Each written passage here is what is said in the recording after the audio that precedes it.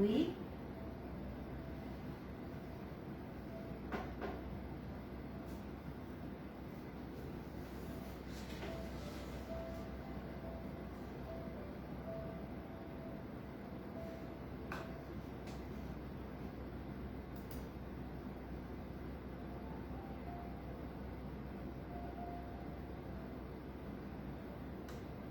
Mari, Oi. não tá aparecendo aqui. Não era pra aparecer? Calma, eu tô ouvindo aqui do pai. Daqui, passa pra mim, por favor. Apaga o celular.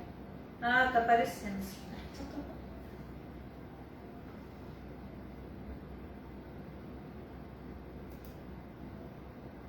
Agora, Tati já tá aqui.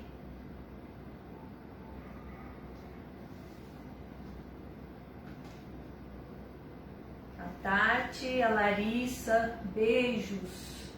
A Dila já está conosco.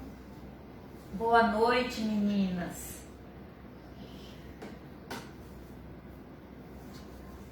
Vão mandando as mensagens. Tem gente assistindo que não falou boa noite.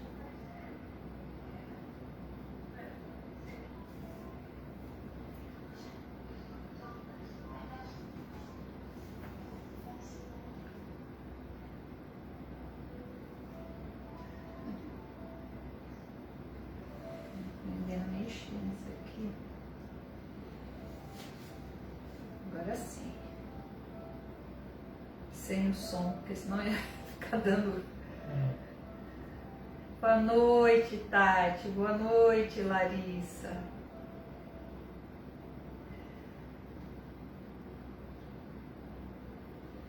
Tem mais gente assistindo. Dá boa noite aí, gente, pra eu saber quem é.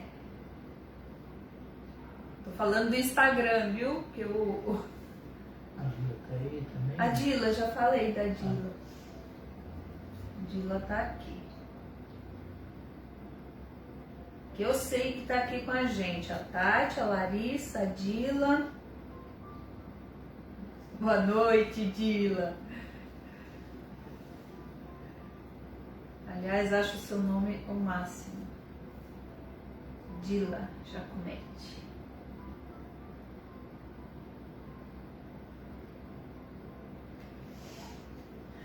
Malane também, hein? A Elane entrou? É. Não tá aparecendo aqui pra mim. Ah, Malane, querida. O que será? A Mariana que não aparece aqui. A Juliana acabou de entrar, tô vendo aqui. Boa noite, Juliana.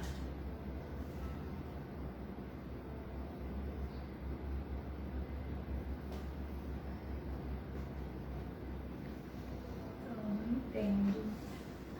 Tá acontecendo? Ó, por exemplo, a Malane aparece aqui, tá vendo? No Note, ó. É o Instagram, tá vendo? E a Malane aparece aqui, ó.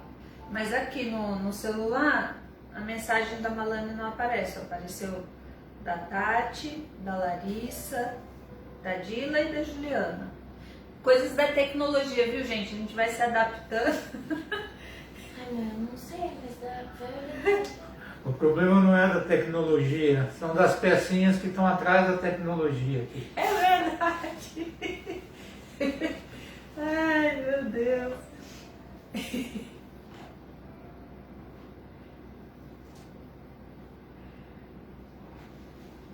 Tem uma pessoa que diz a seguinte frase: idoso com celular na mão é um perigo.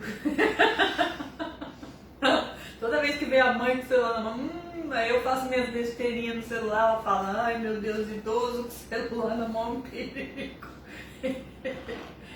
Juliana aqui com a gente no Facebook. Boa noite, Juliana. Juliana dá em todos. É isso aí, né, Juliana? Companheira. Parceira, Juliana é Parceira. parceira. Tati também, não falta uma. Dila.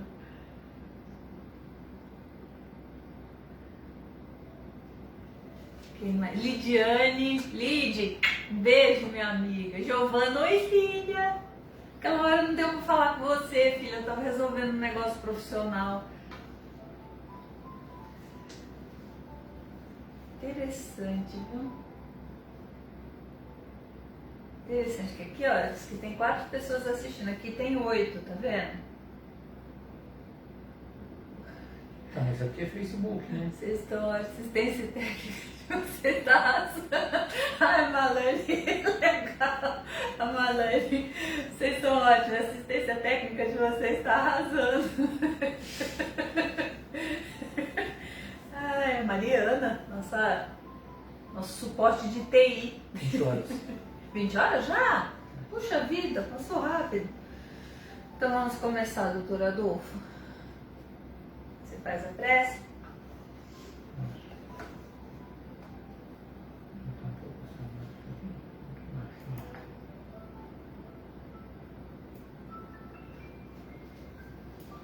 Essa música é baixinha mesmo.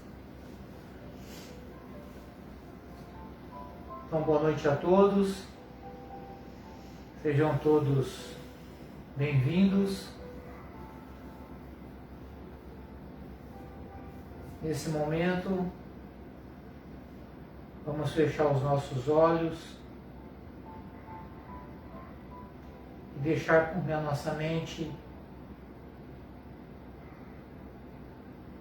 vibre, busque uma sintonia mais harmonizada com os amigos espirituais, os trabalhadores de Jesus, que nesse momento estão presentes em todos os lares, nos lares dos nossos amigos que aqui conosco se encontram, sintonizados através da internet. E vamos rogar a Jesus, esse nosso amigo incondicional de todas as horas, que nos sustente nesta noite, que nos dê a força, a coragem e o bom ânimo a todos nós viajores que somos de tantas romagens.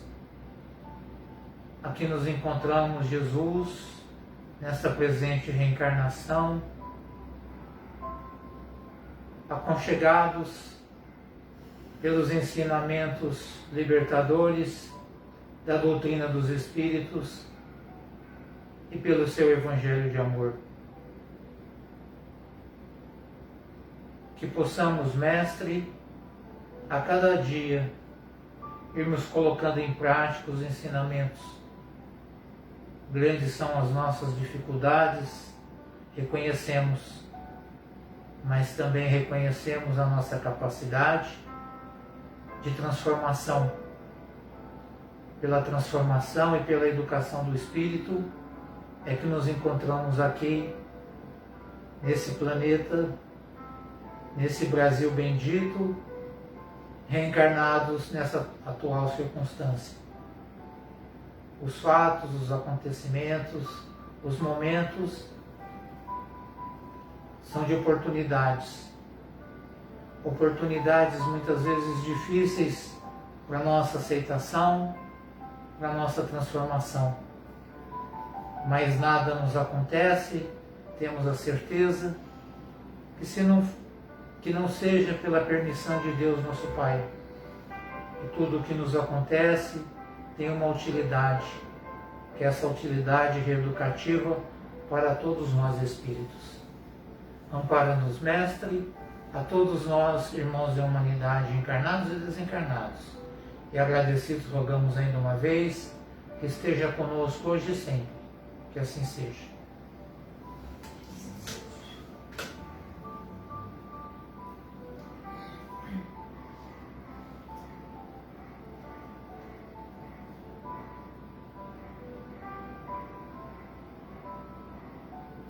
Eu já sei o que estava acontecendo, eu estava olhando no Facebook, ó. Eu te falei que estava muito difícil. Desculpa, gente, estou fazendo uma... A Tânia também entrou. Boa noite, Tânia. Boa noite, Michele. Gabriela Moura, boa noite. Bruninha. Aninha também. Moura. Bruninha. Ah, Aninha, verdade, Aninha Moura. A Flavinha, um beijo, Flavinha. A Bruna. Boa noite. Que beleza, né? Michele, minha amiga querida. Um beijo pra você. Gabi. Vamos lá, né? Vamos. Antes da Sônia começar, vamos falar em relação às perguntas. Quem quiser fazer as perguntas pode já ir fazendo à vontade, né? À medida que as perguntas vão chegando, a gente vai procurando responder, né? Isso aí.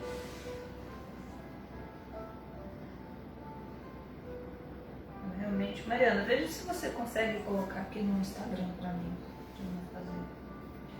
Vamos lá. Então nós estamos na continuidade do estudo do Livro dos Espíritos.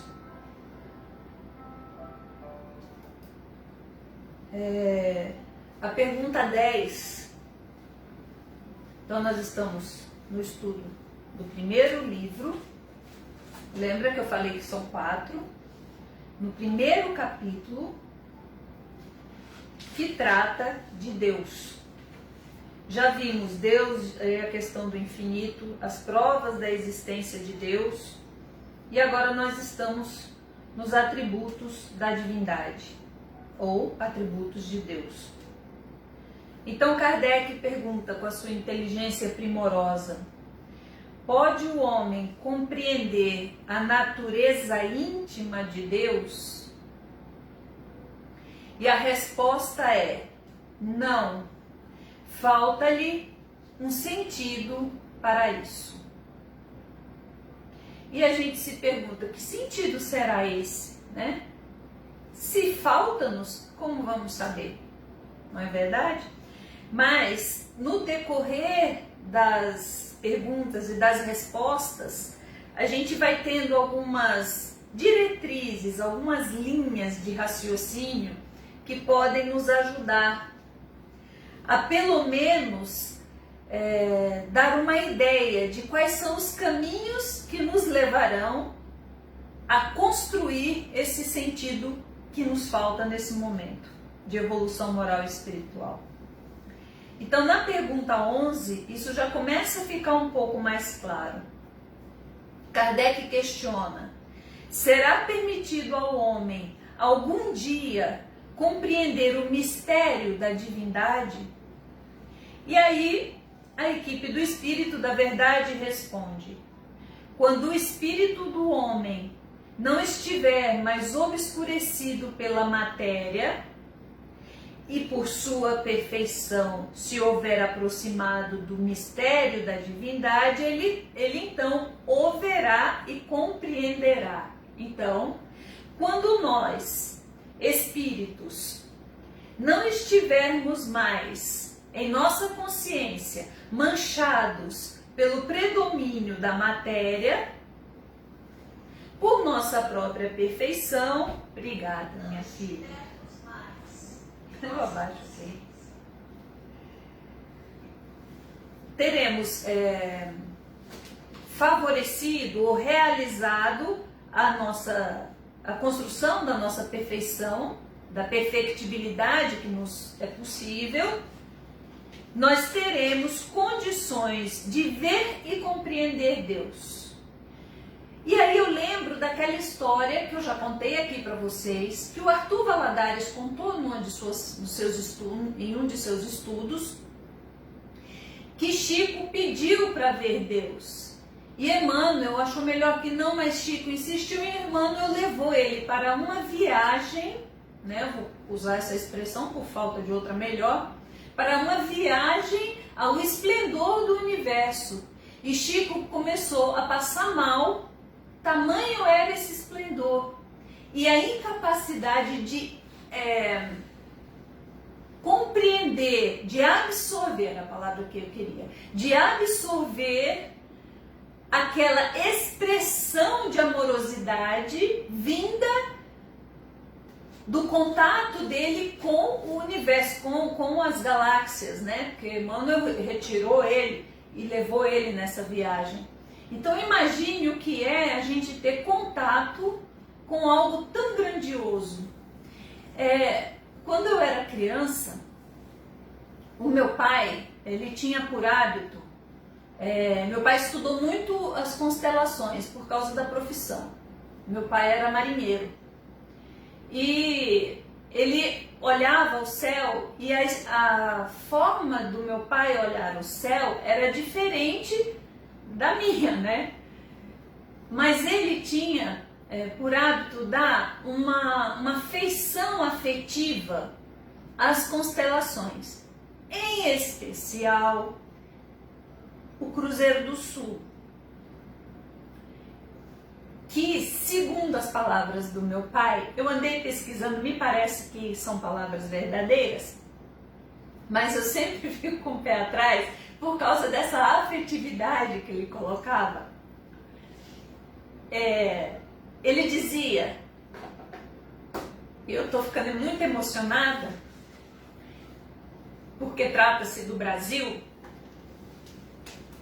e ele dizia, como é que alguém podia não gostar de estar no Brasil, reencarnado, né? Enquanto meu pai era um grande orador espírita. Se só aqui era possível ver, no hemisfério sul era possível ver, e no Brasil especialmente, o Cruzeiro do Sul, ele falava assim, que estava incrustado no céu como diamantes aquelas estrelas. Então o Cruzeiro do Sul ele tem um formatinho de uma cruz mesmo, né? E aí aquilo foi tomando para mim uma proporção, né? Então assim, alguém que estude o Cruzeiro do Sul e não tenha essa afetividade vinculada, essa amorosidade, por não ter a experiência particular que eu tive, talvez não veja com tanta emoção. Mas eu olhando através do olhar de um ser amado, que é o meu pai, onde quer que esteja, meu pai já desencarnou, aquilo se ampliou. Por quê? Por causa da expressão de amor. Então aí eu já vou, por que eu contei isso? Porque eu já vou alinhavando com uma outra questão, que é a questão consciencial, que Kardec vai falar já sobre isso, na resposta a essa pergunta, no complemento que ele faz a essa pergunta, após a resposta do Espírito da Verdade. Então, o amor e a consciência têm muito de intimidade, porque na consciência estão as leis divinas, está o código divino. E a lei divina que abrange todas as leis divinas é de justiça, amor e caridade. Então, isso está intimamente ligado. Então, quanto maior a nossa expressão de amor na percepção da criação divina, maior a nossa compreensão sobre Deus. Só que isso se faz pelos milênios. Isso não se faz de uma hora para outra, isso não se faz simplesmente por eu saber, por eu ter um saber no intelecto a respeito desse estudo, né, dessa palavra, dessa concepção. Isso não se faz só porque eu sei intelectualmente. Isso se faz pelos milênios, através da construção do amor em mim. E essa compreensão da palavra amor, ela vai além dos afetos que nós temos. É amor em sua expressão divina. Vamos continuar aqui, porque eu acho que vai fazer um sentido maior o que eu falei até agora, a gente lendo aqui o que Kardec fala em seguida. Então, com a resposta, quando o espírito do homem não estiver mais obscurecido pela matéria, e por sua perfeição se houver aproximado do mistério da divindade, ele então o verá e compreenderá. E aí Kardec contribui aqui, né, complementa. A inferioridade das faculdades do homem não lhe permite compreender a natureza íntima de Deus. Então temos faculdades aquém da capacidade de compreender a natureza íntima de Deus. Nos primórdios da humanidade, o homem o confunde frequentemente com a criatura, cujas imperfeições ele lhe atribui. Então a gente já falou sobre isso, né? É antropomórfico, né, que chama. Então Deus teria uma feição humana, né, nos primórdios. A gente já confundiu Deus, do ponto de vista do ser espiritual que somos, quando a gente estava lá para trás, quando a gente gente éramos homens da caverna em termos de compreensão de si mesmo, né? A gente achava que o trovão era Deus, eu falei isso aqui. A gente achava que o eclipse era uma coisa assim, né? Era Deus, uma manifestação divina, um raio, uma tempestade, né? Veja que nós já ampliamos, não é verdade? A gente já, isso é uma compreensão mais expandida de sentimento a respeito das criações divinas.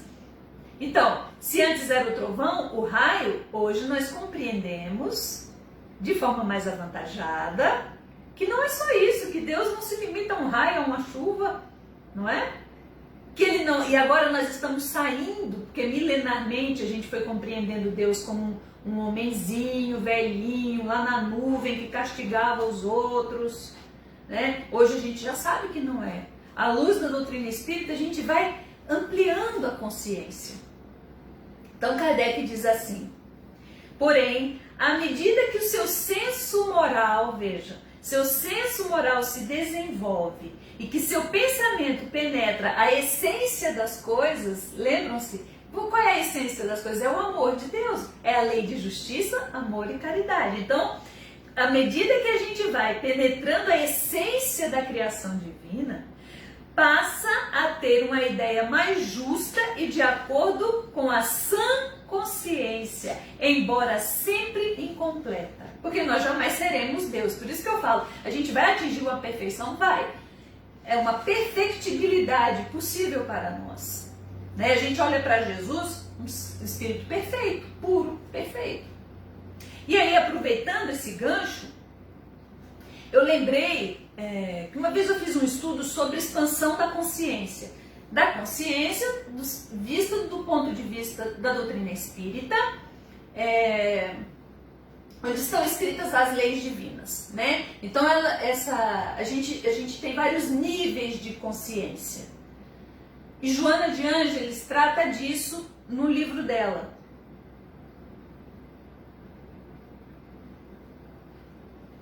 E eu fiz umas anotações. Existem, segundo a Joana de Ângeles, nesse livro, acho que é o Ser Consciencial, alguma coisa assim, não. São 5 níveis de consciência. Então, o primeiro, mais rasinho, é aquela pessoa que vive para cumprir os fenômenos fisiológicos, comer, dormir, reproduzir-se, atender aos prazeres sensoriais.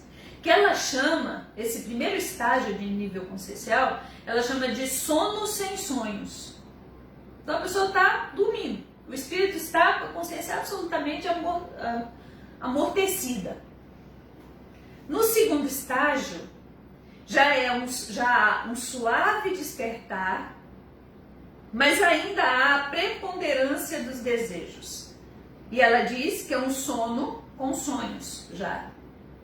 Tem um leve despertar. O terceiro estágio, ela diz que o espírito faz o uso da vontade com determinação para se conduzir aos ideais de enobrecimento, à descoberta da finalidade da sua existência. Aí já é um sono acordado, que ela chama. É muito interessante. Acho fenomenal isso daqui. É óbvio, gente, que não é assim... compacto, né? Então daqui, essa pessoa é assim, esse espírito é assim, não.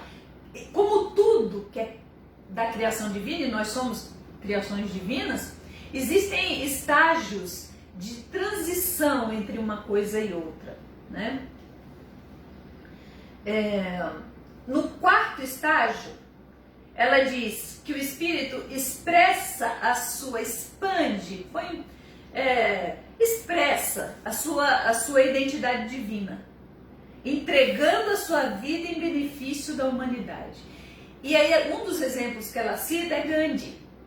E ela fala que esse estágio consciencial já é a transcendência do eu, ou seja, já não há um personalismo mais, como há em nós, né? Já há um amor a todos os seres, né? Entregando a vida em benefício de uma coletividade, sempre pautado no bem.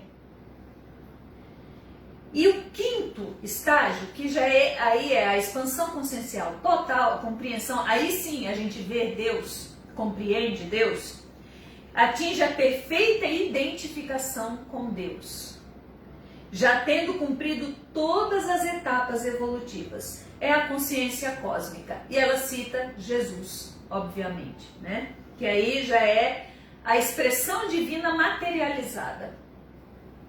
Nós vamos chegar lá. Até tem um estudioso que fala assim, não fica tentando se encaixar onde que você tá, não. Mas eu tentei, sabe? Aí eu fiquei pensando assim, eu acho que eu tô entre o suave despertar, o número 2 e o número 3, assim, né? Tô nessa transição. Não sei quantos milênios levará até que eu chegue nesse sono acordado, né? E depois aí passe para a transcendência do eu. Então, a gente fica se analisando, né? Pelo menos eu. A proposta do Consolador, desse trabalho que a gente está fazendo, é a aplicação da doutrina espírita no dia a dia.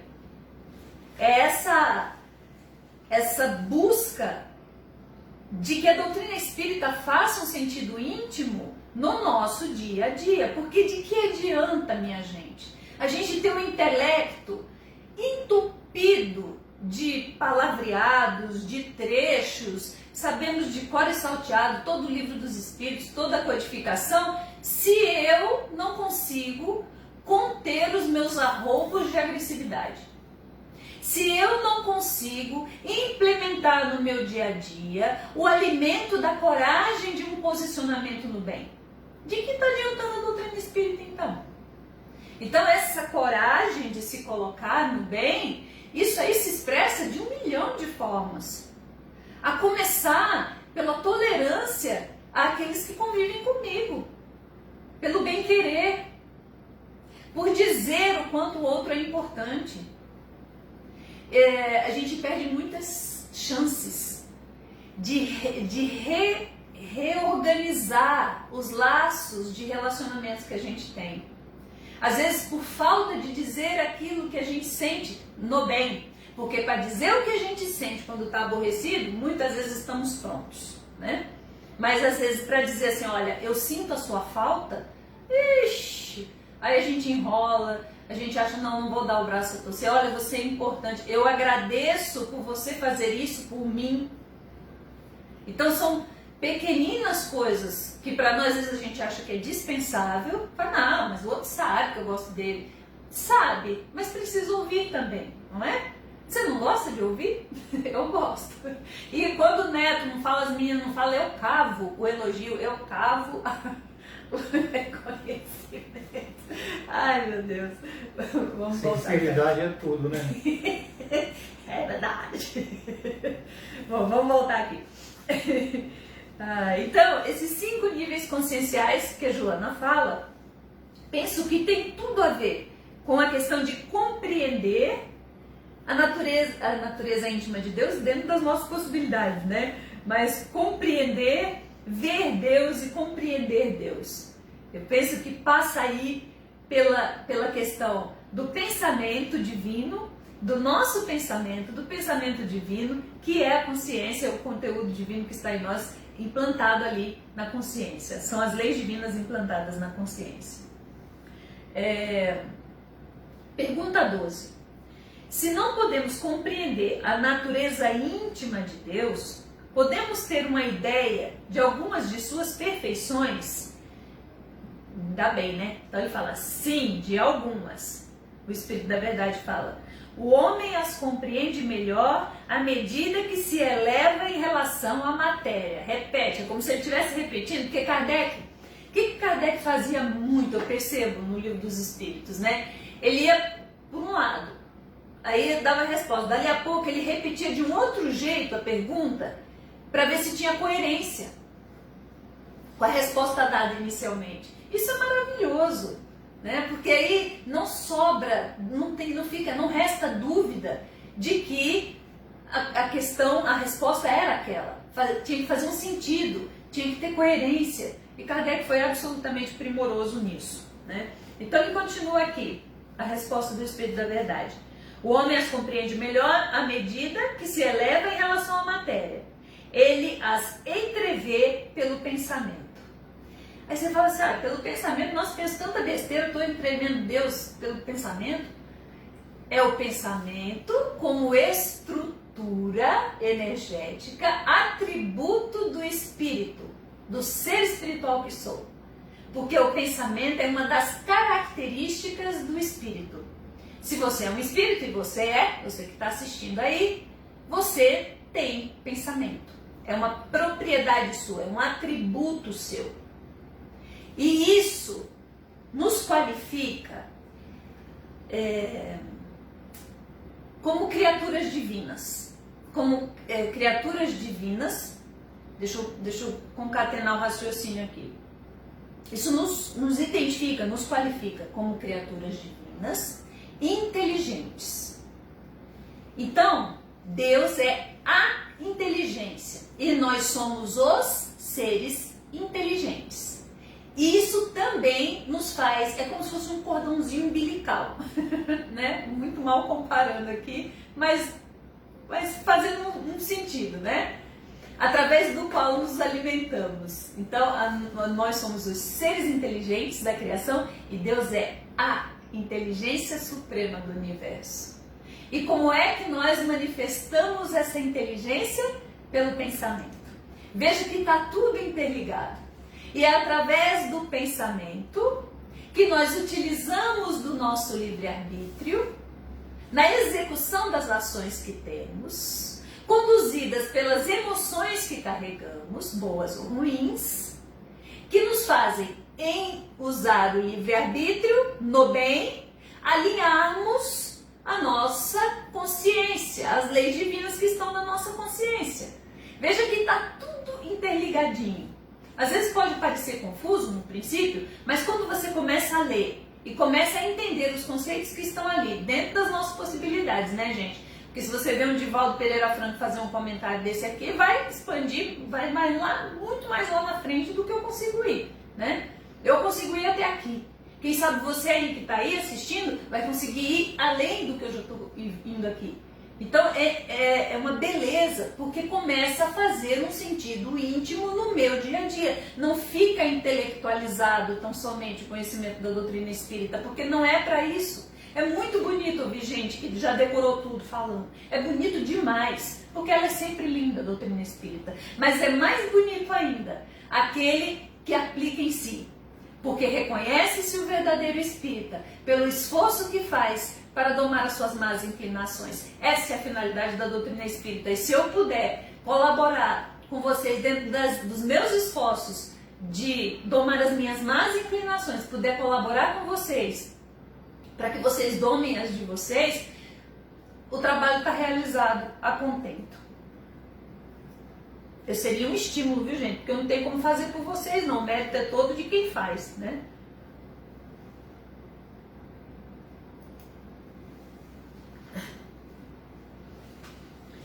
Pergunta 13.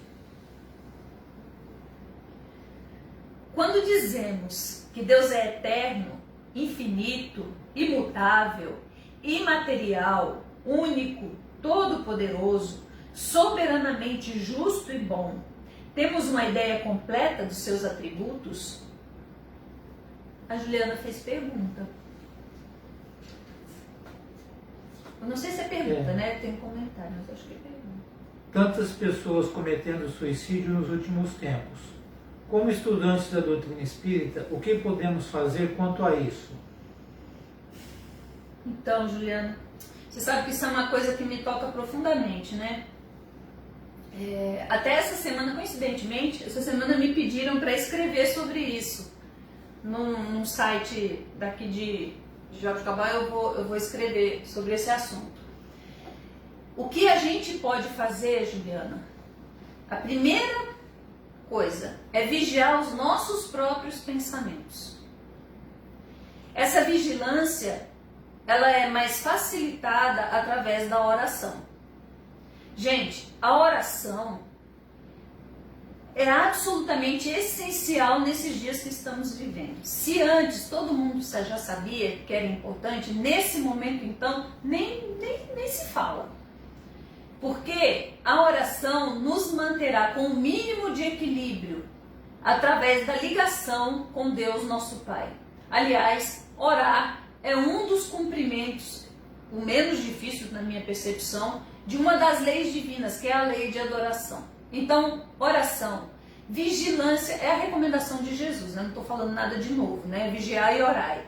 Então, a vigilância, a oração, e a oração por esses nossos irmãos, que infelizmente, por invigilância, se permitiram influenciar e se deixar convencer de que não valia a pena continuar por aqui, acreditando numa falsa realidade que dizia para eles que eles morreriam, só que ninguém morre. E o pior, quando a gente opta por tentar se matar, ou se matar o corpo, porque a gente não morre, são agravadas todas as questões de dores morais que carregamos. Elas são agravadas. Óbvio que, de qualquer forma, é um atentado à lei de justiça, amor e caridade. Mas existem agravantes e atenuantes. Como é isso? Através da consciência expandida ou não que esse espírito tem. Quanto mais expandida a consciência, né, em termos de conhecimento, mais culpado esse espírito vai se sentir. Então, o nosso papel como espíritas é orar muito, vigiar o que é que nós temos estimulado de pensamento no outro. Já percebi claramente a tentativa das trevas, de espíritos menos felizes, de comunidades inteiras de espíritos menos felizes, de acabar com a esperança da gente, de trazer como conduta mental a desesperança, a agressividade, o separativismo. Tudo isso está aí, gente, está rondando. O deboche e a desqualificação daquilo que é sagrado, daquilo que é importante, dos sentimentos, das emoções e das posturas mais nobres. Tudo isso eles estão tentando. Então que a gente vigie muito o que a gente posta nas nossas redes sociais, o que a gente fala. Ah, isso mesmo, de repente alguém posta assim, as pessoas, o ser humano não tem mais jeito. Aí fala, esse tem razão. Nossa, é verdade. Puxa vida, é verdade. Por que aconteceu isso, não sei o quê? Então a gente entra, sem se dar conta, entra na sustentação de um pensamento coletivo de desesperança. O suicida, ele se desesperou. A desesperança foi total na intimidade desse ser. Então olha a responsabilidade que a gente tem. Não sustentem isso. Eu vejo muito, mas muito mesmo. A gente faz o bem e a pessoa não reconhece, não dá mesmo. Puxa vida, a humanidade está perdida, não vale mais a pena mesmo. Olha o que a gente vai fermentando, não é? Por outro lado, eu sinto imensa piedade de quem comete suicídio. Imensa piedade. Porque eu imagino o sofrimento desse espírito. Primeiro, o sofrimento antes da tentativa. Porque para a pessoa chegar, o espírito chegar nesse ponto, é porque o desespero já se fez de tal forma que ele acredita ser insuportável permanecer aqui. Não é o nosso papel colaborar para que esses espíritos acreditem que vale a pena permanecer aqui, apesar das dificuldades? Que é exatamente nas dificuldades que a gente mais cresce, que a gente mais avança, se a gente tiver olhos de ver e ouvidos de ouvir. Então, minha querida, oração, vigilância, muita vigilância daquilo que a gente fala, daquilo que a gente pensa, daquilo que a gente promove, daquilo que a gente lança para o mundo. Muita vigilância. Ah, Sônia, mas eu tenho minhas dificuldades. Eu também tenho, né? Mas o importante, como a Joana de Ângeles muito fala, não é você cair. Não é essa questão, porque todos caem. Não é você chorar, porque todos choram. A questão é você não permanecer nisso. Olha ao redor, eu sempre falo isso para as minhas filhas. Olha ao redor, que instrumentos você tem para se reerguer. A oração é uma delas. A doutrina espírita é uma delas. A Juliana também pergunta: a depressão é a falta de Deus? A pessoa com depressão está nesse nível mais inferior? Não, eu não gosto dessa... Isso é uma opinião muito pessoal minha. Mas eu não gosto de falar isso, não. Não é falta de Deus, não. Agora, é o espírito não se dar conta de que ele é um ser divino. Ele só não enxerga o que ele é. Porque se fosse simplesmente a ausência de Deus, os padres não entrariam em depressão. É uma patologia. Agora, ela começa, por isso vou voltar, é mesmo, bem dizer, a mesma resposta. Ela começa com insinuações muito sutis. Então, de repente, acontece uma contrariedade e a gente fica muito triste. Uma grave contrariedade. E a gente fica muito triste. Aí a gente fala assim, eu não mereço mesmo ser feliz. Nesse momento, é como se eu convidasse todos os espíritos que estão nesta mesma sintonia para estarem comigo. Então chegam a frequência do meu pensamento, um reforço, realmente, você não vale a pena não. Dali a pouco vem o algoz do passado, né? Vem o espírito que não gosta de mim, a quem eu prejudiquei, ou que me prejudicou e que quer continuar prejudicando, e diz assim, por que sua vida não vale a pena não? Mas eu não ouço, mas eu percebo no meu pensamento uma depreciação. Por isso, a vigilância do pensamento é essencial, porque é muito sutil. Dali a pouco você fala assim, para que você vai levantar da cama? Você não vale a pena. E a gente se convence que não vale mesmo. E é muito, porque, gente, para chegar a um estado depressivo, leva muito tempo, não é de uma hora para outra. Isso é uma construção. É paulatina. É todo dia. É toda hora. Agora, não é falta de Deus. Não é mimimi. Não é preguiça. Não é uma dificuldade do espírito no enfrentamento do seu planejamento reencarnatório. E aí eu vejo a beleza da doutrina espírita, de qualquer religião, tá? Mas eu estou falando da doutrina espírita porque é ela que atende às minhas necessidades. A beleza da doutrina espírita de lembrar-nos de que nas dificuldades que nos chegam, só nos chegam porque somos capazes de lidar com elas. A gente às vezes pensa que não é, mas a gente é. Só que a gente só vai reconhecer os instrumentos ao redor se a gente parar e olhar quais são os instrumentos que a gente tem. E às vezes a gente põe uma tapa e não olha nem para o lado. Vou contar para vocês uma questão minha. Uma vez eu tive um desentendimento com uma pessoa, um aborrecimento muito grande. E tinha sido acho que era num domingo, foi num domingo.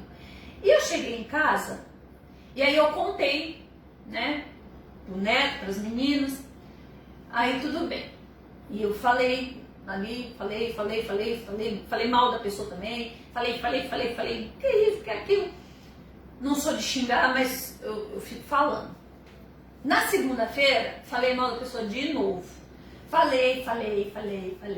E eles, na maior paciência, os três em casa, ouvindo eu falar da pessoa, que a pessoa não podia ter feito aquilo, que a pessoa era isso, que era aquilo, que era isso, que era aquilo. Terça-feira, continuei. Quarta-feira, também. E eles ouvindo. Aí um ponderava uma coisa, outro ponderava outra. Mas é um absurdo. Chegou na quinta-feira. Não aguentando mais o meu falatório, a minha filha mais velha virou para mim e falou assim, mãe, você percebeu que você parou no domingo? Hoje é quinta-feira, mãe, e você ainda está no domingo. Então, às vezes, a gente faz isso com a gente. O negócio aconteceu há 5 anos atrás. Você está lá há 5 anos atrás. O negócio aconteceu semana passada, já passou. E você continua. Tem um caso, isso me foi contado por um senhor que frequentava uma casa espírita que eu frequentava. E ele contou que ele conheceu 2 pedreiros que estavam trabalhando numa obra, e no dia que eles receberam o salário, eles foram assaltados. Estavam voltando para casa e foram assaltados. Levaram tudo que eles tinham de dinheiro, o salário inteiro. Um dos pedreiros ficou, aliás, os 2 ficaram desesperados, desolados, não sabiam o que fazer, como pagar as contas. Um dos pedreiros saiu à cata de mais trabalho para poder, assim, ó, se sacrificou muito, sábado, domingo, feriado, para poder quitar as contas. O outro só se queixava. Então ele falava assim, mas é gente que não trabalha, eu trabalhei, não é justo, não é justo, não é justo, isso não é justo. E com o tempo ele foi, caiu em depressão, não conseguia mais trabalhar, de tristeza profunda a respeito da injustiça que, segundo ele tinha sido alvo. E olhando do ponto de vista simplesmente material, é uma injustiça mesmo, né, gente? A pessoa trabalha o mês inteiro, vai lá, ganha, vem outro e rouba e leva, né? O outro, acho que em 3, 4 meses, tinha organizado as contas todas. Esse, que apenas se queixava, ele tinha parado lá no dia do assalto. Ele não saiu do dia do assalto. O outro saiu. Não quer dizer que não foi sem dor. O outro saiu com dor, todo machucado, né, na intimidade dele, sabendo que tinha sido uma injustiça, tudo certinho. Mas olhou ao redor quais eram os instrumentos que ele tinha para mudar aquela situação. E olha, gente, às vezes a gente não vai ter mesmo o que a gente quer, mas sempre vai ter o que a gente precisa. Então, ainda com relação à depressão, né? Nas sutilezas dos acontecimentos do dia a dia, a gente vai deixando de se envolver. E muitos de nós se envolvem de tal maneira que começa a recusar a situação porque nos encontramos. Então, nós temos, o que vai acontecendo com a gente? A gente vai tendo recusas.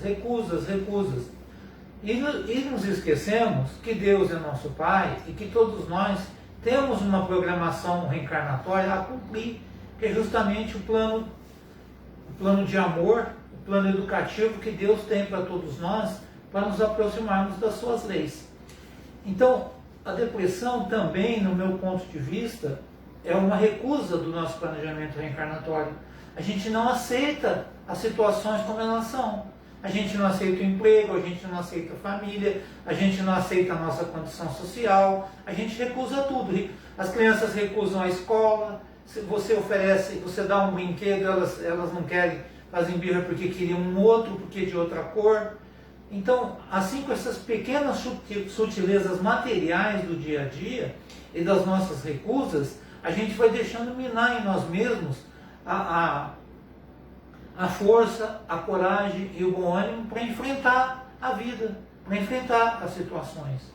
Então é importante que a gente fale de Jesus às crianças, que a gente traga Jesus ao nosso lar.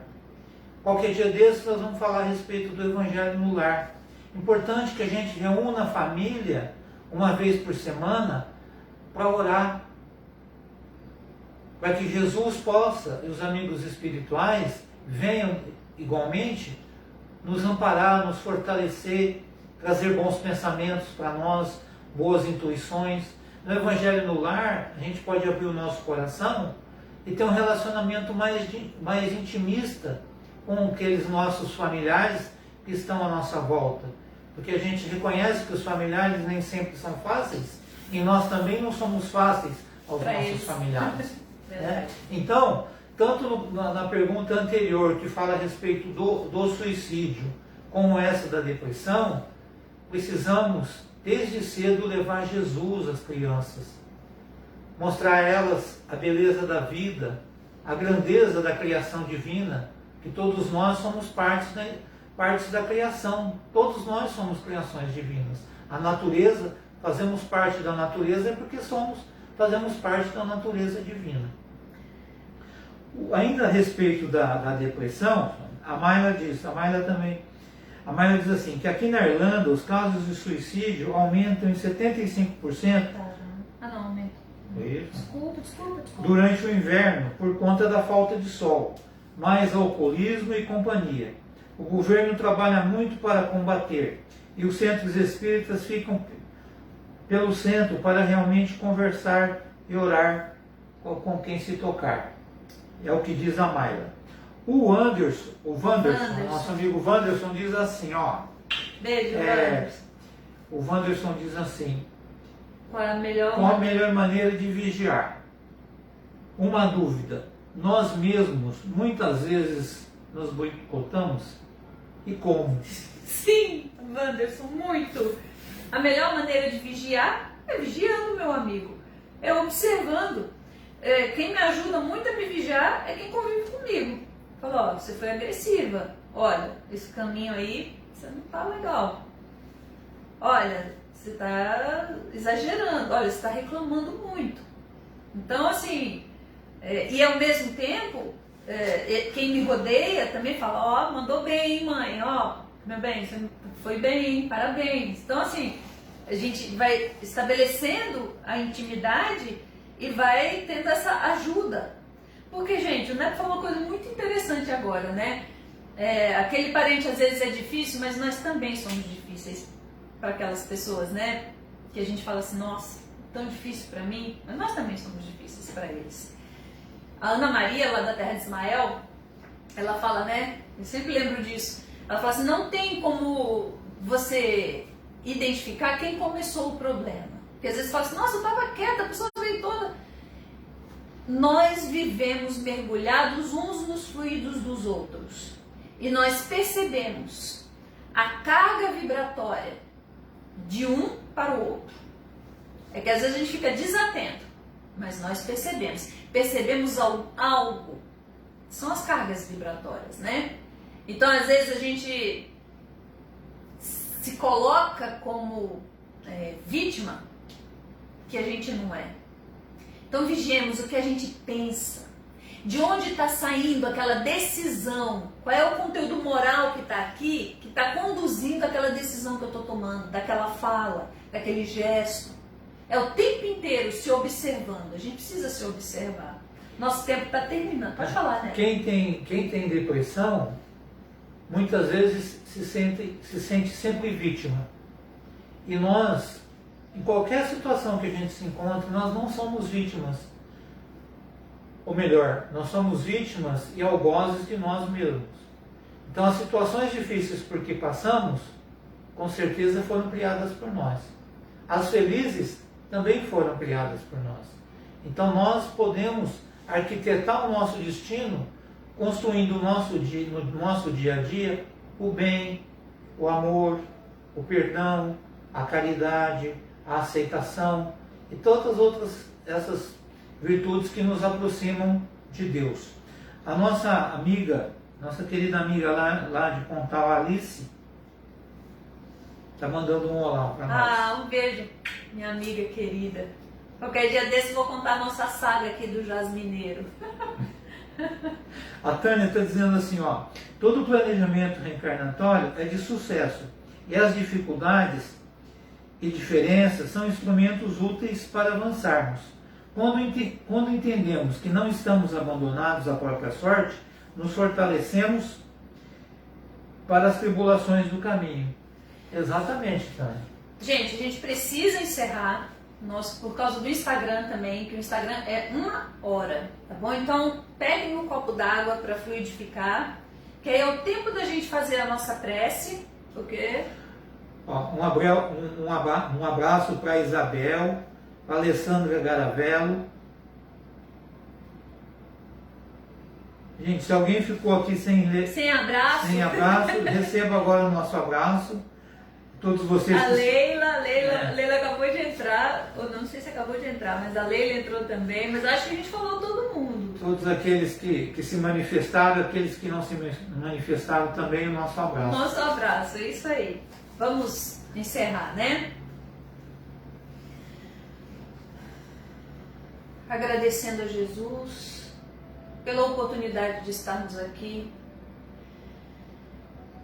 reunidos para o estudo da doutrina espírita. O Consolador prometido, libertador de nossas consciências, dessas amarras que nos fazem repetir as ações ainda equivocadas do passado. Mas a mesma doutrina espírita que nos lembra que somos espíritos em evolução, que a esperança deve ser sempre a luminosa lâmpada a guiar os nossos caminhos, que a progressividade da esperança se faça em nossa intimidade espiritual, a fim de que possamos discernir, observar qual é o nosso papel e a finalidade útil de nossa presença na vida daqueles que nos rodeiam. Muito obrigada, Jesus. Que a sua água possa ser fluidificada pelos amigos espirituais. Que você possa receber o passe que reequilibra, que restaura as suas forças. E que possamos estar cientes, desejosos verdadeiramente do equilíbrio e de uma nova roupagem cheia de luz, cheia de bênçãos para as nossas vidas. Se conosco, Mestre, hoje e sempre, que assim seja.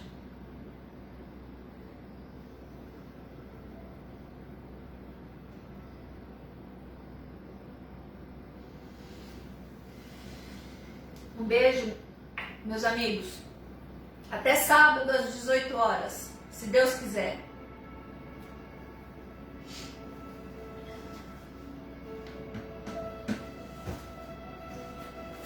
Boa noite, Evandro. Ah, Evandro. Um abraço, Evandro. Beijo, querido. Ontem eu estava vendo do Evandro, gente. Agora ele veio aqui. Boa noite, Maila. Boa noite, Gigi. Boa noite, Dila. Um beijo, Giovana.